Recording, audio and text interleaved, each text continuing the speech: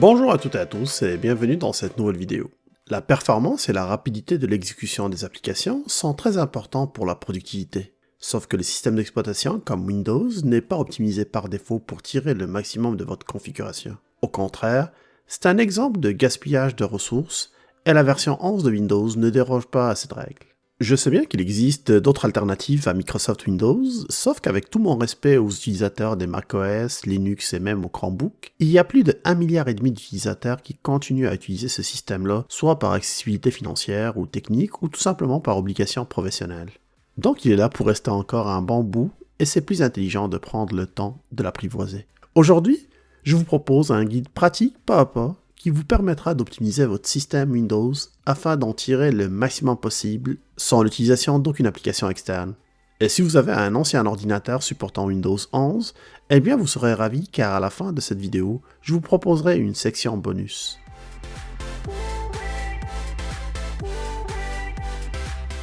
Les applications qui sont lancées avec votre ordinateur, ils ont un grand impact sur le temps de démarrage de votre système, mais aussi ils occupent un grand espace de votre mémoire RAM. Ceci ralentit considérablement votre ordinateur. Pour régler ce problème, allez-y sur le menu Démarrer, puis choisissez Paramètres, et sur le volet gauche de la fenêtre, cliquez sur Applications, puis choisissez l'option Démarrage dans le volet droit. Une liste de l'ensemble des applications est affichée. Vous constatez, selon votre ordinateur, plusieurs applications sont activées. Désactivez toutes les applications qui ne sont pas utiles et que vous n'utilisez pas. Exemple, commencez par désactiver Cortana si vous ne l'utilisez jamais. Pour rappel, Cortana c'est l'assistant de Windows, comme le Siri pour Apple ou l'assistant Google ou les Bixby par exemple pour Samsung. Faites la même chose pour des applications comme Teams, Skype, Spotify, OneDrive, Xbox, si jamais vous n'utilisez pas ce type d'application-là.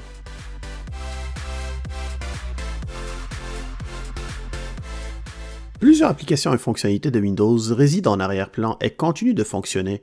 Elles occupent ainsi une partie de la mémoire et consomment des ressources processeurs. Toujours dans les paramètres, cliquez sur Applications et choisissez Applications et fonctions. Ici, vous allez retrouver l'ensemble des programmes installés. Localisez celui que vous souhaitez plus qui se lance en arrière-plan. Je vais prendre le cas de Cortana par exemple, vu que je l'avais désactivé au préalable tout à l'heure, et je vais tout simplement cliquer sur les 3 points et choisir Options avancées. Et dans les autorisations des applications en arrière-plan, choisissez jamais pour que l'application ne reste pas exécutée en arrière-plan.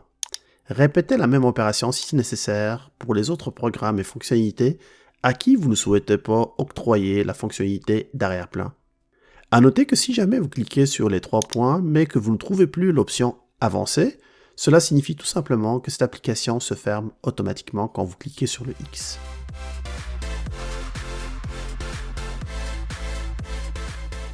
Restons à la même place, mais cette fois-ci, on parlera de votre espace de stockage. Ça nous arrive tous d'installer des applications pour les tester et de les oublier. Limiter le nombre d'applications est un moyen simple mais très efficace car il permet d'accélérer votre ordinateur. Votre ordinateur prendra plus de temps à exécuter une application si vous en avez beaucoup. Pour vous illustrer ça d'une manière qui est très simple, si je vous demande de trouver une phrase dans une page versus je vous demande de trouver la même phrase dans un livre, plus vous allez avoir de pages et plus la recherche risque de s'éterniser. Je vous recommande de commencer par trier vos applications par date, car c'est plus simple de les repérer par ordre chronologique et aussi de détecter les applications que vous n'avez pas installées vous-même. À partir de là, désinstallez toutes les applications que vous n'utilisez plus ou que vous utilisez peu. Pour cela, cliquez sur les 3 points à droite, puis choisissez Désinstaller. Il faut savoir que quelquefois, c'est beaucoup plus simple d'utiliser des versions web de certaines applications que de les installer directement sur son ordinateur, ce qui occupe de l'espace puis ralentit l'utilisation de votre ordi.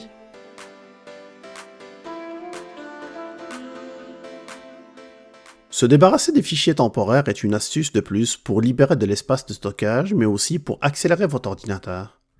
Allons-y dans les paramètres, puis choisissez sur le volet gauche Système, puis sur la partie droite, choisissez Stockage. Laissez un moment à votre ordinateur pour analyser votre disque, puis cliquez sur Fichiers temporaires. Vous pouvez inclure la corbeille dans les fichiers à supprimer, et si vous souhaitez vider votre dossier de téléchargement, cochez-le aussi. Ça ne sera pas mon cas car je veux conserver les fichiers téléchargés. Puis maintenant, cliquez sur le bouton supprimer pour vider l'ensemble de fichiers temporaires.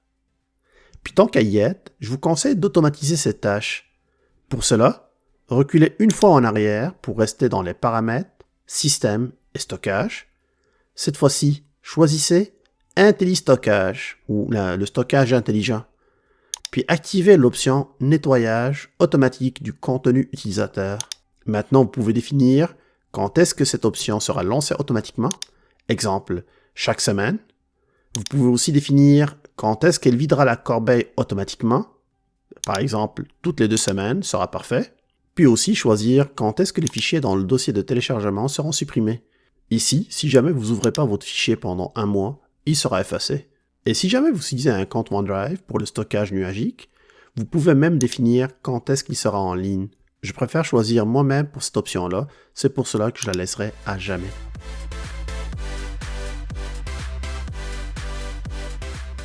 La défragmentation et l'optimisation de votre disque dur permet à votre ordinateur de fonctionner de manière plus fluide et de démarrer plus rapidement. Comment? C'est tout simplement un processus de réorganisation de fichiers sur le disque dur. Ceci permet à la fin d'avoir un accès beaucoup plus rapide, car les fichiers du même programme, ils vont se retrouver à la même place au lieu d'être éparpillés un peu partout. Trêve de théorie, cliquez sur la recherche et tapez « Défragmenter et optimiser les lecteurs ». Pas besoin de l'écrire au complet, elle apparaîtra dans les meilleurs résultats. Et en lançant cet utilitaire, vous allez avoir accès à vos lecteurs. Dans mon cas, j'ai seulement un seul disque dur SSD, c'est pour cela que seulement le bouton « Optimiser » est activé.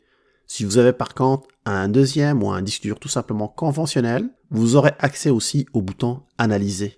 Vous constatez qu'actuellement mon système n'a pas besoin d'être optimisé.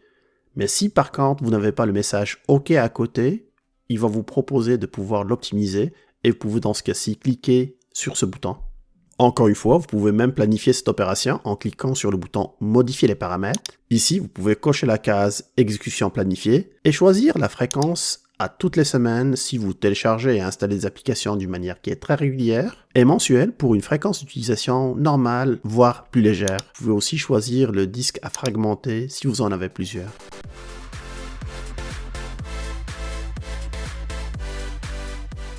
Windows 11 propose un mode dédié pour les gamers. Cependant, si vous ne jouez pas à des jeux sur votre ordinateur, eh bien vous n'avez pas besoin de ce mode. Dans les paramètres, toujours, choisissez Jeux dans le volet de navigation gauche, puis sur le volet Affichage, à droite, choisissez Mode de jeu. En décochant le mode de jeu, vous allez désactiver par la même occasion les processus relatifs au système Xbox et aussi pour l'émulateur virtuel. Ceci sera bénéfique pour l'utilisation professionnelle.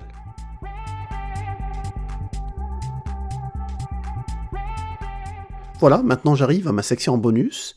Cette dernière section de la vidéo est destinée à ceux qui possèdent des anciens ordinateurs moins puissants et qui ont vraiment besoin de réduire encore plus la charge de système. Vous pouvez pousser dans ce cas-ci l'optimisation de votre Windows en désactivant les effets d'amélioration graphique des menus et des fenêtres. Pour cela, rendez-vous dans les paramètres et choisissez Personnalisation dans la partie gauche de la fenêtre, puis Couleur à droite. Et commencez par désactiver l'effet de transparence.